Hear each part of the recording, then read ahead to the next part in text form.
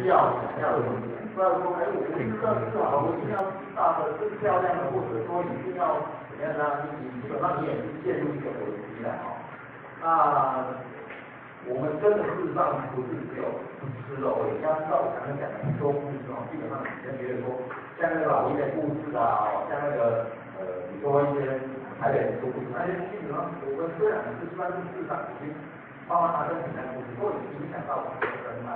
我们如果说民界那个民界那个来源，如果来源基本上我们的休息才不会更好。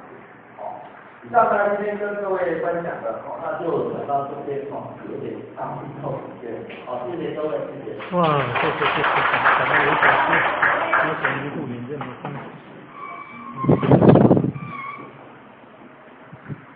感谢讲师慈悲贤道公，坤大公，我们再次为讲师好，那你说一下哈。可能。